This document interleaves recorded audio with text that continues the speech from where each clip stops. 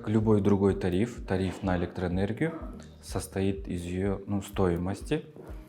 Стоимость электроэнергии, электрической энергии состоит из 5 частей. Это первое производство электроэнергии, передача, доставка электрической энергии по высоковольтным сетям и распределение электрической энергии до конечного потребителя. Кроме этого, у нас есть технические потери, далее налоги в соответствии с законодательством. Так, по факту 2020 года стоимость электрической энергии составила 1 сом 48 тиынов. Как вы знаете, тарифы для наших бытовых потребителей составляют до 700 киловатт, это 77 тиынов. В случае превышения 700 киловатт применяется 2 сома 16 тиынов.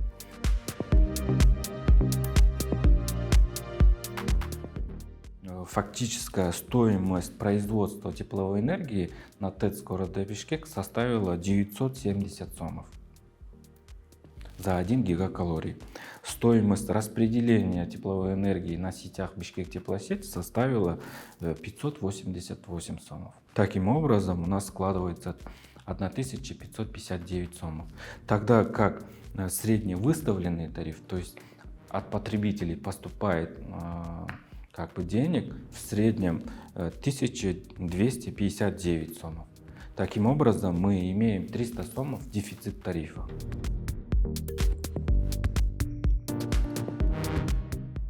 Как известно, основной источник выработки электрической энергии в Кыргызской республике – это каскад Токтагульский ГЭС. Зависит от приточности воды в реке Нарын. В этом году приточность в реке Нарын ниже среднемноголетнего, поэтому по республике постановлением правительства установлены лимиты электрической энергии и мощности. Для чего они нужны?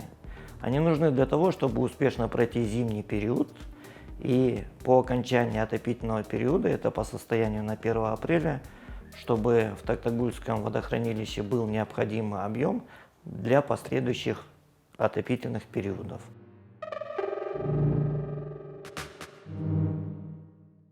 Есть многоэтажные жилые дома, где электричество – это основной единственный источник отопления.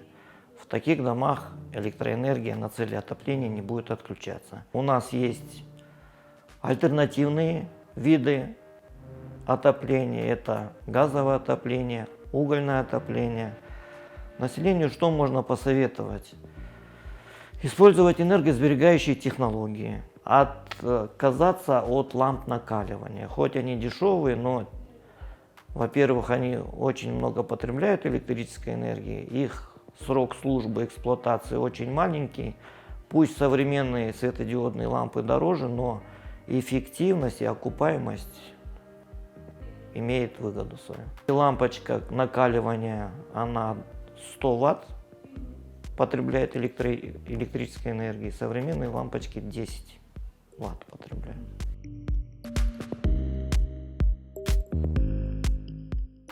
Во-первых, нужно выключать за собой свет в полезную привычку, просто которая будет автоматическая. На самом деле выключать так же легко, как и включать. Можно использовать локальное освещение, не обязательно пользоваться большим освещением.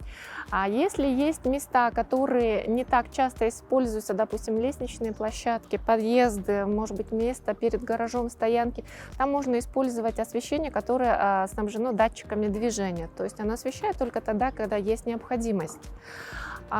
Можно снизить тепловые потери, это очень сильно даст эффект, до 20%. Такие меры, как расположение теплоотражающего экрана за радиатором, допустим, из фольги.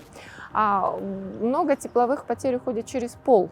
То есть пол можно сейчас утеплять современными материалами. Они являются и пожаробезопасными, они являются и экологически безопасными.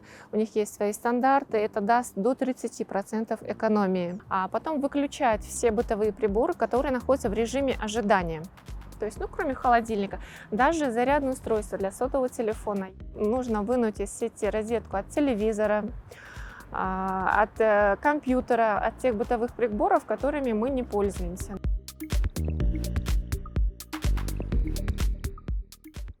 На данное время у нас цель покрыть дефицит электроэнергии, который образовался в течение этого года. Мы импортируем энергию из Республики Туркменистан, а также по товарообмену с Республикой Узбекистан и Казахстан. В общем объеме по импорту из Туркменистана 502 миллиона киловатт-часов, а по товарообмену это 900 миллионов из казахстанской энергосистемы и 750 миллионов из энергосистемы Узбекистана.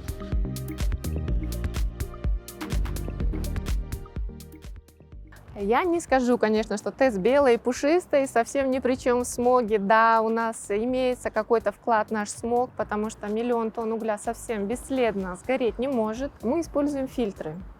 Они пятиступенчатые, современные фильтры. Высота трубы в 300 метров. Она спроектировалась таким специальным намерением, чтобы все вот эти испарения, то, что вышло из трубы, оно рассеивалось за пределами города. Взять ТЭЦ и убрать ее из города, хорошо назвать ее главной бабаёшкой и убрать, то смога будет в несколько раз больше на самом деле. Потому что те абоненты, которые пользовались централизованным отоплением, они будут вынуждены просто перейти на использование бурого угля, сжигания. Те, которые не смогут перейти на печное отопление, они будут вынуждены пользоваться электрическим отоплением, либо газовым, что тоже электрическое отопление, оно добавит только лишнюю нагрузку на сети.